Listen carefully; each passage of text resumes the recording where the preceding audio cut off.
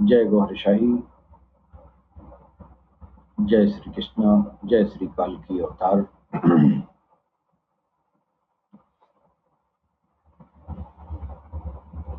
सबसे पहले हम अपने भगवान सदगुरु सैयदी यूनुस अल गौहर जी महाराज की चरण कमलों में भगवान श्री राम की धरती से मैं कोटि कोटि नमन करता हूँ। तत्पश्चात हमारे जितने भी भाई बंधु जो पूरी दुनिया में प्यार और मोहब्बत का पैगाम समस्त इंसानियत के दिलों तक पहुंचाते हैं, उन सभी भाई बंधुओं को मैं सर नवाकर प्रणाम करता हूँ। मित्रों, जैसा कि आप जानते हैं,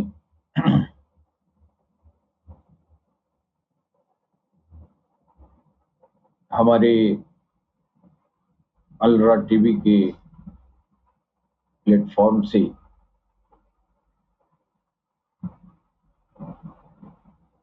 और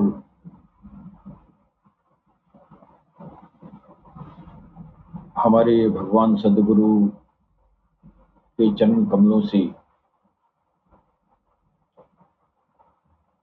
भगवान कल की अवतार सरकार गौहर शाही जी महाराज की कृपा सिंधु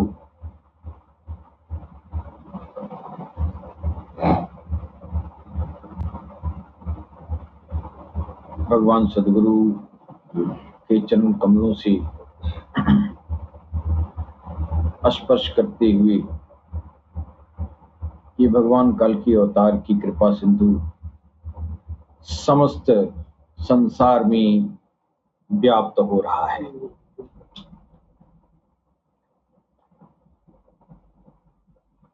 ये सर्वविदित है कि हमारा अलरा टीवी के प्लेटफॉर्म से विश्व शांति के क्षेत्र में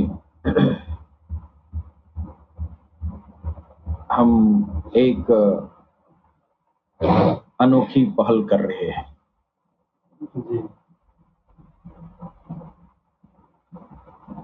आज भगवान काल की अवतार के आने का दौर है। ये जो दौर चल रहा है,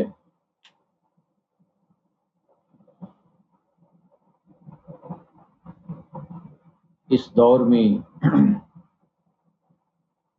इस समय का इंतजार युगों युगों से हमारे वैदिक ऋषियों ने इस युग में आने वाली हस्ती की पहचान के लिए वेदों और पुराणों में जगह जगह इशारे किए हैं और वैदिक युग से ही इस आने वाली कलयुग में जो आध्यात्मिक हस्ती है, परम आध्यात्मिक व्यक्तित्व, जिसको हमारे वैदिक ऋषियों ने कल की अवतार कहा है, पुराणों में कल की अवतार कहा गया, वेदों में इसी व्यक्तित्व को नरशंस के नाम से जाना गया और विभिन्न धर्म समुदायों में इस आने वाली ये परम आध्यात्मिक व्यक्तित्व को भिन्न भिन्न धर्म वालों ने भिन्न भिन्न अपने धर्म के अनुसार भिन्न भिन्न नामों से भिन्न भिन्न धर्म ग्रंथों में इनका जिक्र आया। हमारे वेदों में वैदिक ऋषि नरशंस कहा करते थे और यज्ञों के दौरान इस कलयुग में आने वाली जो हस्ती है उसको अपने यज्ञों में आह्वान करते थे।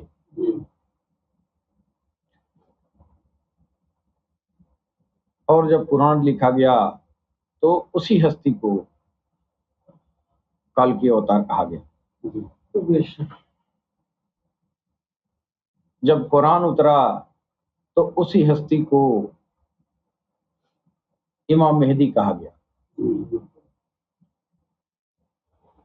और कुरान वालों ने इंतजार किया, वैदिक ऋषियों ने इंतजार किया,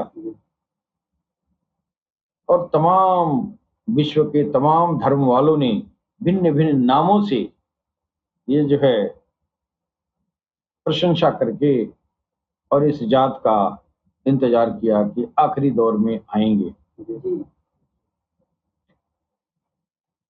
हदीसें लिखी जा रही थी, उसमें भी जो है इस कलयुग में आने वाली हस्ती काल की अवतार को आपने इमाम मेहदी के नाम से जिक्र किया। और अब वो दौर आ गया है जिसके लिए जुगों जुगों से सारी विश्व के समस्त धर्म वालों ने इस आने वाली आखिरी हस्ती का इंतजार किया। सिर्फ इंसान ही नहीं, कुरान में अल्लाह पाक खुद कह रहा है, फंतज़िरू इन्नी माकुम मिन्नल मुंतज़िरीन। इस हस्ती के आने की बाबत जब अल्लाह के पैगंबर नबी करीम सल्लल्लाहु ताला अलैहि वसल्लम से लोगों ने पूछा, तो ये अल्लाह की तरफ रुजू हुए और इस पर वही आई। अल्लाह कह रहा है कि आप कह दीजिए कि इंतजार करने वालों में उसी लाइन में हम भी खड़े हैं।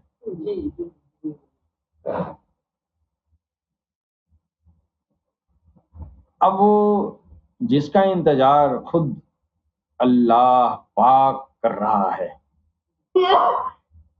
वैदिक युग से लेके कुरान के युग तक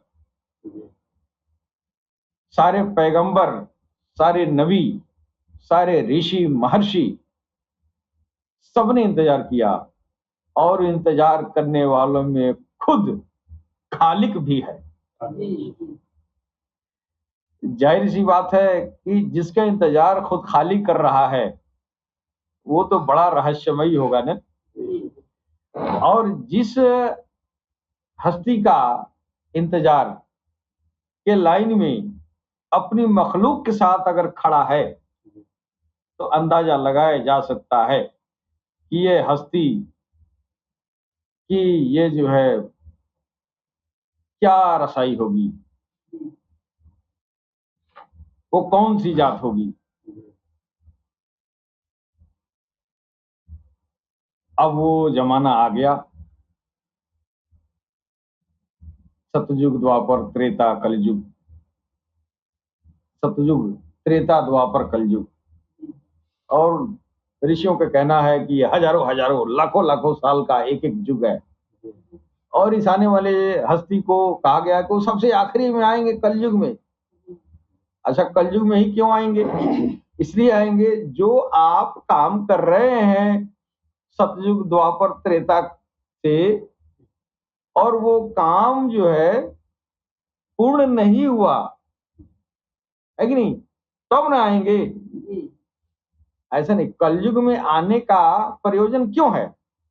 कलयुग में आने का प्रयोजन इसलिए है कि इस संसार में जो काम किसी अवतार ने नहीं किया, किसी पैगंबर ने नहीं किया, किसी ऋषि महर्षि ने नहीं किया, वो काम वो करेंगे ना। अब आप सोचने की बात है कि जिस हस्ती की इंतजार सबने किया, तो जाहिर सी बात है कि उस इंतजार के पीछे कोई उनका मकसद होगा ना। ऐसा तो नहीं कि बस सूरत शकल देखने के लिए और सब लोग व्याकुल हैं, ऐसा नहीं। उसके पीछे कोई ना कोई कारण होगा। और वैदिक जमाने से हजारों हजारों साल से उनकी आह्वान भी की जा रही है और उनके आमद की खबर भी पता नहीं कहां से लग गया है कि नहीं। और इस ये जो है ब्रह्मा खुद ही जो है कह रहा है, जो सृष्टि का रचयिता है ना, वो ब्रह्म है। और वो कह रहा है कि हम पूछो नहीं, हमसे ना पूछो, इसलिए नहीं पूछो कि वो तेरी तरह हम जितना तुम इंतजार कर रहे हो ना, बस हम भी आगे की बात नहीं बता सकते। क्यों नहीं बता सकते? वो अत्यंत ही शक्तिशाली है, अत्यंत ही। और उसके जमाने में जब वो आ जाएगा तो जो तुम पिछले अदवार में हजारों लाखों साल से जिस समस्या को तुम सुलझा रहे थे, वो आनंद फानन में सुलझा देगा। इसलिए तो इंतजार हो रही थी। आखिर कल के अवतार का इंतजार वैदिक ऋषियों ने क्यों किया? मोहम्मद रसूलुल्लाह ने क्यों किया? जब तमाम अंबिया इकराम आए क्यों किए? साहबा इकराम क्यों किए? और यहां तक कि हजरत अली रजी अल्लाह ताला अन्हु, मौला अली, मौला अली ने कहा इमाम मेहदी का दौर अगर मुझे मिल जाए तो मैं उनकी जूतियां सीधा करूंगा। और पैगंबर साहब को हजर असवद में इस आखिरी आने वाले काल की अवतार की उस महा शिवलिंगम ज्योतिर्लिंगम में आपकी खबर मिली।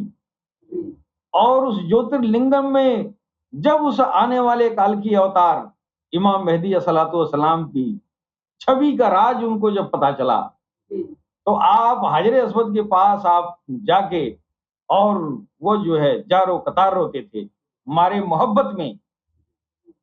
आखिर उस आने वाली हस्ती में कौन सी चीज होगा जो इतनी बड़ी इमामुल अंबिया, जो मोहम्मद रसूलुल्लाह सारे अंबियाओं की इमाम हैं, इतनी बड़ी हस्ती जमीन पर रसूलुल्लाह के अलावा इस कलयुग में कोई उनका सानी नहीं आया। लेकिन जब हजर असवद के पास जाते थे तो आप अश्कबार हो जाते थे, आप रोने लगते थे। साहबा पूछते थे कि या रसूलुल्लाह आई यहाँ आप आते हैं, इसके पास ये पत्थर है और वो इस पत्थर में क्या है, आप जो है यहाँ रोने लगते हैं और रोने का कारण कुछ बताते नहीं है। तो रसूलुल्लाह फरमाते थे कि ये जगह ही रोने का है। तो सहाबा तो यही समझते थे कि जैसे जो हिंदू हैं वो पत्थर पूजते हैं, उसी तरह ये भी पत्थर है। आम लोगों के जहन में तो यही था कि आम पत्थर है, और वो पत्थर जो है, अगर इस पत्थर के पास आप आके रो रहे हैं, इस पत्थर से आके आप बातें कर रहे हैं, इस पत्थर से इतनी मोहब्बत कर रहे हैं, आखिर बात क्या है? रसूलुल्लाह फरमाते थे ये जगह ही रोने का है। अब उस समय जो है इस्लाम को कायम करना था, और ये रूहानी राज अगर बता भी देते तो उस समय किसी के समझ में आता नहीं, इसलिए कि उस दौर में वो पत्थर में छुपा है, काले पत्थर में उसका जहूर होगा, दुनिया में मुस्तकबिल में आने वाला होगा, तो बताने से क्या फायदा होगा?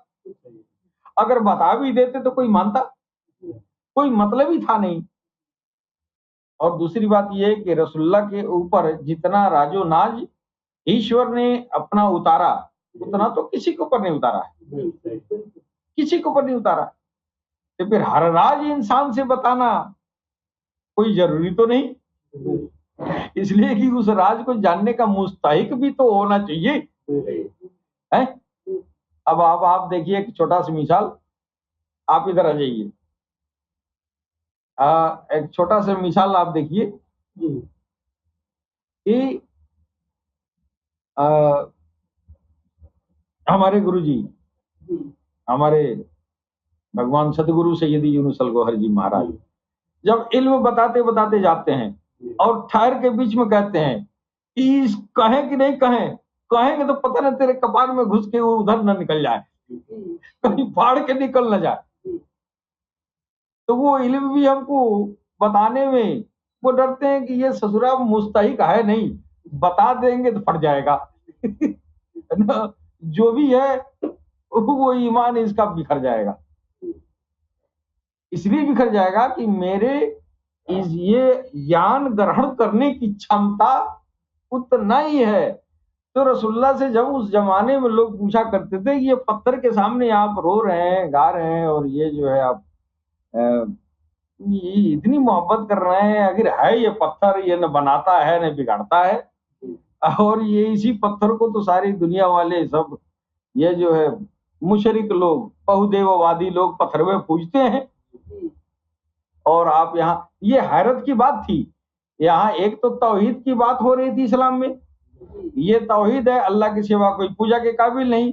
अब दूसरा मोहम्मद रसूलुल्लाह को इस पत्थर से प्यार करते देखते थे, तो यहाँ हैरत की बात होती थी ना, अरे बाप रे बाप, एक तो ये तो अल्लाह के सिवा कोई पूजा के काबिल नहीं, और इस पत्थर से लिपट लिपट के जारो कतार रो रहे हैं, इतनी मोहब्बत कर रहे हैं। अब पूछने कर रहे इस जगह ये रोने का है भाई, तो बतिया ये बात जो है राज नाज की नहीं लग रही है, कितनी राजदार है। बताते इसलिए नहीं थे कि खोपड़ी में नहीं घुसेगा, है ना, और मजबूरी थी कि बता देंगे तो ये ईमान से खारिज हो जाएंगे, इसलिए कि जो भी बचा खुचा है ये तो खत्म हो जाएंगे। आज देखा जा रहा है अल्लाह टीवी के प्लेटफॉर्म से, जब इल्म बयान करते करते गुरु महाराज जब जाते हैं और देखते हैं कि अब इसके ये पैमाना भर गया है, अब उछल जाएगा अब ये ऊपर से फेंक देगा, तो वो कहते हैं अब यही रहने दे, इसके आगे न जाना। तो वही हाल वहां भी थी ने? तो ये जो हस्ती है, अब हम अल्लाह टीवी वालों ने इस जात को पहचान गए और सीना ठोक के कहते हैं तू हर किताब से आ। गुरु जमान कहते हैं दुनिया का कोई भी आलिम उलमा, जो भी फुकहा हो, चाहे जो भी स्कॉलर हो, मेरे सामने आके बात तो करे। सामने आने की किसी की हिम्मत नहीं होती है, और इस जात को शिनाख्त करवाया जाता है तो अगला जो है इनकार करता है। इनकार तुम क्यों करते हो? पहले तो हमारे पेशवा के सामने आके टकराओ, तो सवाल तो करो, तुम असलियत जानो। तो असलियत जानने की कोशिश दुनिया नहीं करती है, इसलिए कि शैतान ने तगवा कर लिया है। शैतान ने तगवा कर लिया, किसको कर लिया है? उम्मत मुसलमान को, और उम्मत हिंदू को तो पता नहीं कब का अगवा कर लिया है वो तो असलियत से दूर हो गए। असल चीज न ये जानते हैं न वो जानते हैं, दोनों लड़ते रहते हैं एक दूसरे को। जब भगवान एक ही है, ईश्वर एक ही है, तो यार तेरे ये कौमियत की झगड़ा कैसा? तो तेरे अंदर कौमियत का बुत ले आके बैठा दिया है शैतान, तू लड़ते रहो कौम कौम का झगड़ा लेके। लेकिन जिसके अंदर वो इल्म जो है आ गया, जो असलियत को पहचान लिया, उसके अंदर से हिंदू मुसलमान सिख ईसाई निकल जाएगा ना, सुनेंगे नहीं? अब आप देखिए, आज तक मुसलमान कहते हैं सारे हिंदू काफिर हैं, जितने बड़े बड़े आलिम उलमा फुकाहा है सब, जितना काफिर हिंदुओं को कहने वाले हैं, किसी की हिम्मत नहीं है कि सैयदी यूनुस अल गौहर से आंख मिला ले। कोई आंख मिला ले और वो बताएंगे कि काफिर कैसे है, हिंदू काफिर कैसे है, क्यों काफिर तुम कह रहे हो? ये तुम्हारे अकल का पर्दा है, तुम्हारे अकल में जो है गोबर घोर रहा है कि तुम किसी को काफिर कह देते हो। सरकार ने फरमाया कि कोई कौम, देखिए काफिर का मतलब होता है अल्लाह को इनकार कर देना, खालिक को इनकार कर देना। तो भगवान को सबसे ज्यादा पूजा तो हिंदू करते हैं, सबसे ज्यादा भगवान को तो यही मानते रहे, तो ये काफिर कैसे हो गए? काफिर कैसे हो गए? और तुम जिस बात की तौहीद की बात करते हो, तौहीद का मतलब वो नहीं, तुम नमाज पढ़ ली तो तौहीद हो गया, तेरे अंदर गैरुल्लाह भरा हुआ है, वो शैतान का जाला अंदर पड़ा हुआ है, वो किला बना के रखा है, अब तू जो है तौहीद परस्त हो गया। तौहीद परस्त कैसे हो गया? तेरे अंदर तो तमाम जो है ये रब जो है तेरे अंदर बैठा हुआ है, तू तो कई अल्लाह बना के बैठा हुआ है, तुमको पता नहीं है। अल्लाह भले न कहो, लेकिन है वो तुम्हारा अल्लाह जो तेरे सीने में बैठा हुआ है। और तौहीद का झंडा लगा के, तौहीद का नारा लगा के और सबको काफिर और मुनाफिक कहते हो। है किसी की हिम्मत, कोई आलिम उलमा आके अल्लाह टीवी पर हमारे सरकार सैयद यूनुस गौहर से ये जरा सवाल करके जरा सवाल जवाब कर लो। नहीं है, 20 साल से कह रहे हैं आओ हम इल्म की बात कर रहे हैं, अब झगड़ा थोड़ी करेंगे, आओ मेरी बात को काट के दिखाओ। और हमने देखा कि बड़े बड़े धुरंधर आते हैं, बात को मान भी लेते हैं, कल वो घर जाते हैं, पीछे वाला बड़ा वाला शैतान उसके सर पे चढ़ जाता है, फिर दूसरे दिन मुकर जाता है। देखे है ना, मुकर जाता है। हक वाले हमेशा कम रहे हैं। मोहम्मद रसूलुल्लाह के जमाने में भी, उस जमाने भी 313 एक नंबर के थे, बाकी सब मिलावट वाले थे। और मिलावट वालों को वो जो है दुनिया ने पकड़ लिया तो मिलावट बढ़ती गई। जिसने अली को पकड़ा वो गौसर खा जाओगे ना। इसी तरह इस जमाने में जिसने सैयदी यूनुस अल गौहर को पकड़ा वो सब अल्लाह वाले हो गए। सरकार गौहर शाही को पकड़ा सब अल्लाह वाले हो गए। और अल्लाह वालों के सामने सिर्फ अल्लाह और उसकी मखलूक होती है। उसके नजर में जात धर्म नहीं होती है, ऊंच नीच नहीं होता है। असल तौहीद परस्त वो बना रहे हैं सरकार गौहर शाही कि तेरे अंदर से गैरुल्लाह निकाल के अल्लाह डाल रहा है, तू अल्लाह वाला हो गया, तू अल्लाह का वली हो गया। आपको यकीन नहीं है, सरकार गौहर शाही ने फरमाया, हमने सुना है कि मेरा पहले दिन का जाकिरीन, पहले दिन का जो जाकिरीन है वो जाकिरीन मिसले बायजीद है। वाजिद बुस्तामी रहमतुल्लाह अलैह जो चीज सरकार गौहर शाही भगवान काल की अवतार अता कर रहे हैं, प्रदान कर रहे हैं, हमारी कौम तो क्या पूछना है। ये तो असलियत जानने के पीछे ही नहीं जाती, ये तो सिर्फ झुनझुना बजाने वाली है। लेकिन जो बंठन के इस्लाम आया और इसके मानने वाले आए, इन लोगों ने क्या दशा कर दिया दुनिया का। वाजिद बुस्तामी रहमतुल्लाह अलैह 12 साल जंगल में जाके चिल्ला किए और 12 साल अपने नाभि आत्मा को, अपने नफूस को उन्होंने एकदम उसको दरहम बरहम कर दिया, नफूस को एकदम जमीन से लगा दिया। फिर वो आए जंगल से, फिर इनके गुरुजी ने उनको वो चीज अता किया जो हमारे वहां के लंडूरों को सरकार गौहर शाही दे रहे हैं। एक वो जमाना था कि 12 साल पवित्र हो के आओ, तेरी आंख नाक कान हाजा आजा सारी इंद्रियां पवित्र हो जाए, शैतान के कब्जे से छूट जाए, तब वो भगवान का नाम उनके हृदय में उतारा।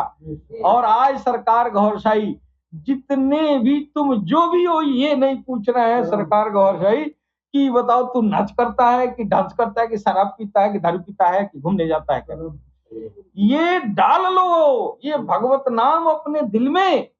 जब ये जाएगा तो तेरा दारू भी छिटेगा, तेरी जो है ये हर बुराई भी निकलेगी। इसलिए इंतजार किया वैदिक ऋषियों ने, वो आएंगे इस काम के लिए। हम लोग तो जंगल में जाके खाक छाने, उसके बाद भी नहीं मिला, और मिला भी तो किसी के दिल में वो इस्तकरार नहीं पकड़ा। भगवान कृष्ण ने सांसों से चला के और हृदय तक पहुंचाया इस नाम को, और सांसों से हृदय में स्थापना होने में बरसों उम्र गुजर जाती थी। बंदा मर जाता था, उम्र गुजर जाती थी। बीच में मोहम्मद रसूलुल्लाह आए, इसी चीज को सांसों से वो तरक्की करा के जैसे भगवान कृष्ण ने किया और वो हृदय तक पहुंचाए, उसमें भी उम्र गुजर जाती थी हृदय तक पहुंचने में। क्यों? हृदय पवित्र होगा फिर जाएगा ना, तो हृदय पवित्र ही नहीं होता था, सिर्फ चिल्ले में उम्र गुजर जाती थी। फिर वो जो है किसी कई करोड़ों में किसी एक का अंदर जाता था, है ही नहीं। अब वो जो है, अब ये देखिए दौर कैसा आ गया इंतजार क्यों हो रहा है? इसलिए हो रहा है कि जिसके लिए दुनिया बैराग ले लिया, जिंदगी अपनी कुर्बान कर दी, फिर भी वो नहीं मिला। क्या नहीं मिला? भगवत नाम का संस्कार हृदय में उतरना और हृदय का खुद खुद ब खुद राम राम कहना या अल्लाह अल्लाह कहना, ये विलायत है, ये विलायत है। इसके लिए बरसों बरसों तक जंगल में जाकर तपस्या करते थे। तपस्या का मतलब क्या है? लोग ये समझते हैं तपस्या का मतलब ये हुआ कि बस आंख बंद करके बैठे और भगवान आ गया। ऐसे नहीं होता है। आप जंगल में जाके आप झक माराएं, इससे भगवान से लेने देना नहीं है। आप जंगल में गए, मोह माया को, इस पर्दे को फाड़ दिया, अपने नफूस को काबू में कर लिया। अब गुरु कहता है अब ये नाम तेरे हृदय में उतर जाएगा।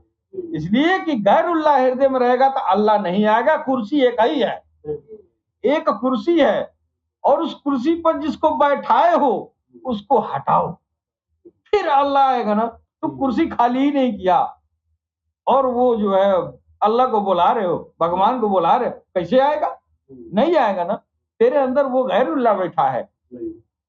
अब चाहे हिंदू हो के चाहे मुसलमान हो के, जिसके अंदर गैरुल्लाह है वो काफिर है ना, वो काफिर है ना। कुफर तो वो कर रहा है। अब आप देख लीजिए किसी भी कौम की इंसानियत के कितने % लोगों के दिलों में अल्लाह अल्लाह है। किसके दिल में अल्लाह अल्लाह हो रहा है? आटा में नमक के बराबर। वो भी सरकार गौहरशाही की जो नजरों में आ गया, वो कुफर से निकला, वरना सब के सब कुफरियत में डूबे हुए हैं।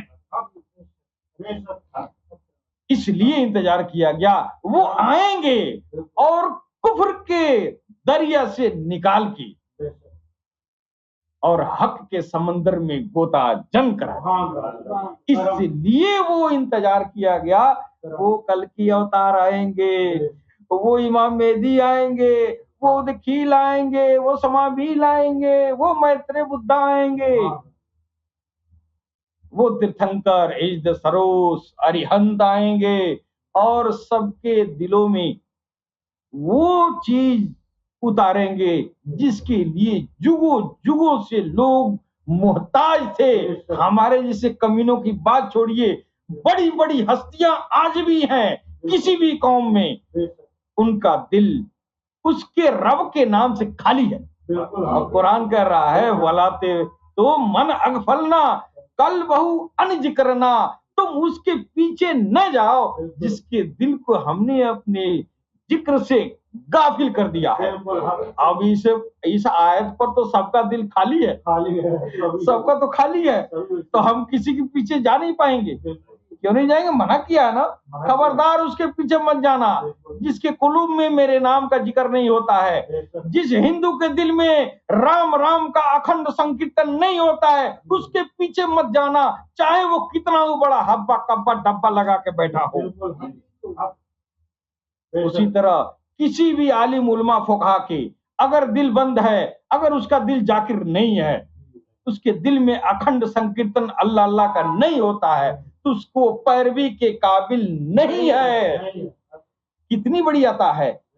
आज हमको सरकार गौहरशाही कितनी बड़ी चीज दे रहे हैं, कितनी बड़ी चीज दे रहे हैं कि आज जो है सरकार जिसको जो कसौटी दे रही है, दे रहे हैं। आज इन रहजनों से हर आमो खास बच जा रहा है। भगवान की तलाश में जाते थे और हमको मालूम नहीं था कि हम किसका हाथ पकड़ें, और किसी का हाथ पकड़ लेते थे और लुट जाते थे। आप देखिए कितने पीर औलिया, कितने मुसलमानों के बीच गांव गांव पीर औलिया बैठे हुए हैं। किसी को नहीं मालूम है कि अल्लाह कह रहा है कि तुम उसके पीछे न जाओ जिसके दिल को मैंने बंद कर दिया है। आज गांव गांव हर गांव में 4 पीर मिल जाएंगे, और उसी तरह हिंदुओं में तो अब तो घर घर में साधु मिल जाएंगे, घर घर में साधु हैं। हाँ, सब भगवान के सखा हैं। अरे भगवान के सखा की सखावत का कसौटी जानते हो? तेरे दिल में भगवान के अखंड संकीर्तन होना है। तू सोता रहे राम राम करता रहे, तू जगता रहे राम राम करता है, तू खरीद फरोख्त करता रहे राम राम होता रहे ना। इसी को अखंड संकीर्तन का क्या है। और हमारे गोस्वामी जी कह रहे कलयुग केवल नाम आधारा, सुमिर सुमिर नर उतर पारा। ऐ लोगों अब कोई रास्ता नहीं है, बस सिमरन ही एक रास्ता है। तेरे सारे पापों का कफारा सिर्फ और सिर्फ भगवत नाम का सिमरन है। और हम क्या करते हैं, बस 24 घंटा कहते हैं हे भगवान मैं आपके नाम का 24 घंटा अखंड संकीर्तन करता हूं, करूंगा, कर रहा हूं। हे भगवान मेरे पापों को धुल दीजिएगा। 24 घंटा राम राम तूने नान स्टॉप कर ही लिया, कितना पाप धुला। तुमको पता भी है पाप कैसे धुलता है। पाप उसके नाम के संकीर्तन से होता है। उसके नाम के संकीर्तन में जब नूर और ज्योति बनेगी, उस ज्योति से तेरी पाप धुलेगी ना। तो 24 घंटा राम राम कर दिया, ये बरसों का पाप तेरे अंदर पड़ा हुआ है। राम राम कह दिया, वो राम राम बाहर हो गया। पता ही चला कि वो राम राम किया है आपने, उससे जो नूर बना, उस नूर को जो है तमाम फिजाओं में बिखर गया। और वो थोड़ा थोड़ा थोड़ा थोड़ा सारी मखलूक को, सारे क्रिएचर को गया। ठीक है, आपको गया। अब आपके अंदर जो है, अगर आपके मैल को साफ करने के लिए ये 50 ग्राम का साबुन जरूरी है, और आप साबुन का एक थोड़ा सा झाग पा लिए, आपका मैल धुलेगा? नहीं धुलेगा। ये अखंड संकीर्तन ऋषियों ने बताया तो अंदर होना चाहिए, जो सरकार गौर शाही बता रहे हैं कि ये तेरा राम राम अंदर होगा ना। जब तेरे अंदर राम राम होगा तो वो ज्योति बनने की फैक्ट्री शुरू हो जाएगी। फिर उस ज्योति से तुम्हारे काम क्रोध लोभ मोह मद मत्सर अत्याचार व्यभिचार ये जलेंगे। फिर तुम्हारा हृदय पवित्र होगा, फिर उसमें चमकता हुआ, दिल में चमकता हुआ ईश्वर पदार्पण करेगा। यही तो है उद्देश्य इंसान को यहाँ धरती पर आने का। इसके अलावा क्या उद्देश्य है? इसी उद्देश्य की पूर्ति किसी अवतार, किसी ऋषि महर्षि अंबिया इकराम ने नहीं किया। और आखिरी में जो उम्मत आई मोहम्मद रसूलुल्लाह की, उनकी जूतियां मुबारक मेरे सर पे रहे। मैं गुस्ताखी नहीं कर रहा हूं, लेकिन ये जिक्र कल्ब की जो अभियान थी उनके जमाने में बहुत कलील थी, बहुत कम थी। और मात्र हृदय में अल्लाह अल्लाह करने का इल्म अली के जरिए, हजरत अली मौला अली के जरिए शुरू हुआ। लेकिन जब इमाम मेहदी और कल के अवतार का दौर होगा, ये सौदा हर चौराहे पे मिल जाएगा, हर गली गली में मिल जाएगा। हमारे जैसे कमीनों के जोली भी ये सौदा पड़ा हुआ है। बस हम मुस्तहिक की तलाश कर रहे हैं कि कोई मिल जाए तो ये डाल दे। ये कलयुग के लोग बड़े भाग्यशाली हैं, और जितना ही भाग्यशाली है उतना ही बड़ा बदनसीब है। क्यों बदनसीब है? कि ये वो राशन, वो रसद जो आज उपलब्ध है किसी दौर में उपलब्ध नहीं था, किसी दौर में नहीं उपलब्ध था, ये इस दौर में उपलब्ध है कि नहीं? हाँ, तो अब उस हमारा जो हर गली गली में, चौराहे चौराहे पर जो माल बिक रहा है, वो माल जो है निशुल्क बिक रहा है। हाँ, निशुल्क गले लगाया जा रहा है। हाँ, और जबरदस्ती कर रहा है कि यार तू अपने दिल को भगवान के नाम के अखंड संकीर्तन में लगा लो, तो कहता है हमारा राम राम करते ही है। समझ में नहीं आता है, इसलिए समझ में नहीं आता है कि जो जो ये खाली खाना है दुनिया का, उसने पहले ही तकदीर में लिख दिया है, ये ससुरा ज्यों ये मेरा नाम इसके दिल में जाएगा, ज्यों गौहर शाही के संपर्क में जाएगा, ये तो मेरे हाथे से निकल जाएगा। तो झगड़वा किससे करवाएंगे? ये झगड़वा किससे करवाएंगे? इसलिए उसने कहा कि तुम तो अजली जहन्नमी है, मेरा तो वही इनकार किया था मुझको, तो जाओ घूम के इसलिए आओगे कि तुम हुज्जत नहीं करोगे, यहाँ से नरक में डालेंगे तो हुज्जत करोगे ना कि हमने तो कोई खता ही नहीं किया और आपने नरक में डाल दिया। तो खता तो किया था, अल्लाह के ये खालिक की रुबूबियत को इनकार किया था। तू तो वहीं से कमीना है, तो यहाँ आएगा तो कैसे समझेगा? आप भले अल्लाह अल्लाह रब रब पढ़ाते रहे, उसके समझ में नहीं आएगा। लेकिन कुछ ऐसे भी अजल में ही धर्मनिष्ठ हैं अजली धर्मनिष्ठ हैं, वो इस जमीन पर आए, उनके लिए सरकार गौर चाहिए कि कोई ऐसा मोमिन अजली बचे नहीं जिसका दिल अल्लाह के नाम से खाली हो, कोई ऐसा ना बचे। सबके दिल में अल्लाह अल्लाह का या अखंड संकीर्तन, राम राम का अखंड संकीर्तन, भगवत नाम का अखंड संकीर्तन सारे दीन धर्म वालों के दिलों में हो जाए। जिसके अंदर, जिस हिंदू के दिल में अनैच्छिक रूप से सोते उठते बैठते करवटों के बल अगर दिल से राम राम की आवाज आ रही है, वो धर्मनिष्ठ है। और इधर मुसलमान भाई जिसका दिल अल्लाह अल्लाह सोते उठते बैठते करवटों के बल, यहां तक कि खरीद फरोख्त में अल्लाह अल्लाह अगर हो रही है तो अजली मोमिन है, अजली मोमिन। ये लोग तो आराम से इस उपहार को एक्सेप्ट करते हैं, लेकिन जो सृष्टिकालीन दोषी रहा, सृष्टिकालीन ईश्वर का इनकारी रहा, वो आज कुछ भी कहेंगे, ज्यादा कहेंगे तो मारने भी लगेगा।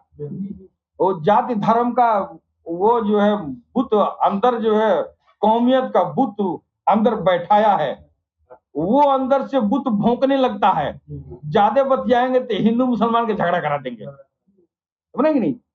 वो कौन है? वो वही है जो सृष्टिकालीन दिवस अल्लाह के इनकारी, ईश्वर के इनकारी थे। उसने कहा कि हम तुम्हारा रब है, तुम कहा नहीं नहीं है, आधा चल ससुरा जमीन पे जाओ तब हम बताएंगे। उधर से घूम के आओगे और जब हिसाब लेंगे तो तुम ये तो नहीं कहोगे कि बिना हमको बताए, हाँ हमको बताया नहीं गया, हमको दुनिया में भेजा नहीं गया, फिर हम जो है ये तो यहाँ से जो आके गए जाएंगे उनको तो रेलाना ही है, इसमें कोई शक नहीं है। लेकिन जो बना के रखे हैं और बहुत दुनिया में आने से बच जाएंगे तब तक क़यामत भी आ जाएगी। हमने सुना एक बुजुर्ग बता रहे थे, बड़ी पाए के बुजुर्ग थे, कहा कि जो नहीं आए हैं उनका भी हिसाब होगा महशर में, उनका भी होगा। यहाँ से तो आप खतने का किए तो मान लीजिए कि आपका हिसाब होगा, वो कौन किया जब आया ही नहीं? वो सृष्टिकालीन खता है जो ईश्वर को इनकार किया, अब उनकी रुबूबियत को इनकार किया था। फिर इस धरती पर आएंगे वही काम करना है, हम उसको इनकार कर दे रहे हैं। क्यों इनकार कर दे रहे हैं? मुंह से हम स्वीकार कर रहे हैं, दिल से इनकार कर रहे हैं। इकरारुन बिल लिसान तस्दीकुन बिल कल्ब, जुबान से अल्लाह अल्लाह कर रहे हैं, दिल में वही वो शैतान बैठा हुआ है, दिल में हेरा फेरी लग रही है। अब दिल कुछ और कह रहा है और ये जो जुबान कुछ और कह रहा है, दुकान में कुछ और, मकान में कुछ और आप तौहीद परस्त है, हिंदुओं का काफिर कर रहे हैं, ये कैसे होगा? कुफर तो वही है, तेरे दिल में शैतान बैठा है। और इस पूरी जमाने से, पूरी धरती से अगर कुफर को मिटाना है तो सिर्फ और सिर्फ हृदय का सिमरन ही रास्ता है, इसके अलावा कोई रास्ता नहीं है जो इस कुफरियत से निजात पा सके। कुरान तो लिखा है, पढ़ने वाला, पढ़ाने वाला कोई नहीं है। और जो पढ़ाने वाला आया उसको खुद काफिर मुनाफिक कह दे रहा है सब। वो क्या पढ़ाएगा? गीता हमने पढ़ा है, खूब पढ़ा है, इतना पढ़ा है, और जितने टीका लिखने वाले लिखने के लिए लिख दिए हैं, इससे जिक्र कल्ब की जो पराकाष्ठा बताई गई है उसको सब इनकार कर जाते हैं। उस पर कोई रुकता ही नहीं है जो गीता का अर्क है। हाँ, गीता का अर्क है दिल में भगवत नाम का संस्कार दायमी तौर से उतर जाना, ये सिरात मुस्तकीम बताया गया है। इमं भी वसवते योगम प्रोक्तवान हम व्यायम भी वसवान मनवे प्रा मनुरिक्षवा कवे बर्वीत। इसी श्लोक में सब। अब तो इस समय कुरान पढ़ने वाला नहीं है, गीता पढ़ने वाला कोई नहीं है, और जो पढ़ने दिखाई दे रहा है तो वो जमानी लफाजी है। हाँ, वो सिर्फ दिखावा है। गीता ये पढ़ रहे हैं, ये बहुत बड़े विद्वान हैं, हाँ बहुत बड़े, उस गीता से न तुमको फायदा हुआ और न तुम किसी को फायदा दे पाए। ये कुरान उतरा, उस कुरान ने तो तेरे अंदर गया, न किसी के अंदर जाने दिया, और राजन बन के बैठे हुए हैं, और जो कुरान और गीता पढ़ा रहा है उसको तुम गाली दे रहे हो। इसलिए कल की अवतार ने कहा कि अब देखो तुम गुरु चेला की जो जो ये परंपरा है, तुम इनकार करते हो। अगर स्वीकार भी करते हो तो किसी सौदेबाज के पास चले जाते हो। इनकार करते हो तो भी तुमको नहीं मिलता है, तो भी तुम जो है भटक जाओगे। इस दौर में सरकार ने ये उनका चेहरा, सरकार गौहरशाही का चांद पे लगा दिया। अब तुमको गुरु बनाने की जरूरत नहीं है। तुमको वो दौलत जो गीता वाले भगवान कृष्ण दिया करते थे, तेरे दिल में भगवत नाम का संस्कार उतारा करते थे, अब वो चांद में सूरत देखो। उस सूरत देख के और उस सूरत से कहो, अय काल की अवतार, अगर आप काल की अवतार हैं, तुम मेरे दिल में भगवत नाम का संस्कार अखंड दायमी रूप से बसा दे। अगर बस जाता है तो समझ जाना कि ये जो शरद पूर्णिमा की रात भगवान कृष्ण ने जो लीला किया था, वो इसी चेहरा मुबारक का, उसी का दीदार हो रहा था, वही पूजा हो रही थी। आने वाले दौर में जो काल की अवतार होगा, वो चेहरा चांद में होगा, वही तारणहार है तुम सबका। उसी की नजरों से, उसी की बदौलत तेरे दिल में भगवत नाम का संस्कार उतरेगा। उसी के कर्म से, उसी की नजर से एक मुसलमान के दिल में ईश्वर अल्लाह का अखंड संकीर्तन दायमी तौर पे बस जाएगा। जब अल्लाह अल्लाह और राम राम अंदर चला गया तो तुमको तो अब तुम्हारी गाड़ी रुक नहीं सकती, सिर्फ वो सीधे मंजिले मकसूद जाकर ही रुकेगी। यही देने के लिए कल की अवतार आए हैं। ये अता भी अगर तुम न समझ पाओ तो ये बदनसीबी है ना, और अगर पा गए तो खुशनसीबी है। तो इस दौर में, कलयुग में, जिसने गौहरशाही को पाया, जिसने भगवान काल के अवतार को पहचाना और उनकी आध्यात्मिक प्रलाप को हासिल किया, वो बहुत बड़ा भाग्यशाली है। इतना बड़ा भाग्यशाली कि पिछले अदवार में किसी भी युग में कोई भी इंसान उतना बड़ा भाग्यशाली नहीं होगा। इसलिए कि वो चीज मिला जिसके लिए लोग खाक छाना करते थे, आज चांद देख के घर बैठे और वो चीज तुम पा रहे हो। अल्लाह टीवी के प्लेटफॉर्म से एक बार कोई अगर संपर्क करता है और एक नजर पड़ती है, वहां से कोई बैठ के अल्लाह अल्लाह राम राम पढ़ा देता है, उसके दिल में चला गया। जिसके लिए उम्र गुजर गई और ये आनंद फानन में काफी की तरह दे रहा है, इसलिए इस जात का इंतजार था। वो आएगा तो एकदम खुल जाएगा पैमाना। वो जगह जगह वह जो है हर कोने कोने में ये सौदा बिन मांगे मिलेगा। करके तो देखो, सरकार गौरशाही ने ये कह रहे हैं कि तुम हिंदू हो तो मुसलमान हो जा, तुम मुसलमान है तो हिंदू हो जा, तू सिख है तो ईसाई हो जा, तू ईसाई है तो हिंदू हो जा। सरकार गौरशाही ये कह रहे तू कुछ भी है, तू अपने रब वाला हो जा। जब तू अपने रब वाला हो जाएगा तो तू दुनिया से नफरत नहीं करेगा, सिर्फ रब से मोहब्बत करेगा। रब का सिफ्त है प्यार, मोहब्बत। तो जब रब से जुड़ गया, ईश्वर से जुड़ गया, तो ईश्वर प्रेममय है, तू भी प्रेममय हो जाएगा ना, तो तुमको अगल बगल वाले से नफरत कहां होगी। सारी समस्याओं का हल यही है, सिर्फ और सिर्फ भगवत नाम से अपने दिल में अखंड संकीर्तन को कायम और दायम करना। दुनिया की कोई ऐसी समस्या नहीं है जो इस अखंड संकीर्तन से, हृदय के अखंड संकीर्तन से, दिल के ये जो है नॉन स्टॉप, ये जो है जिक्र कल्ब से, दुनिया की कोई ऐसी समस्या नहीं है जो दूर न हो सके। इसलिए ये तोहफा जो है सारी इंसानियत को बिना शर्त सरकार गौरशाही अता कर रहे हैं। इंसानियत को चाहिए कि आज इस जात को पा लिया है, अपनी तकदीर चमका लो, कल हो न हो पता नहीं, ये मौका मिलेगा कि नहीं। इसके साथ ही हम अपने वाणी पर विराम देंगे। सलाम, नमस्ते, सत श्री अकाल।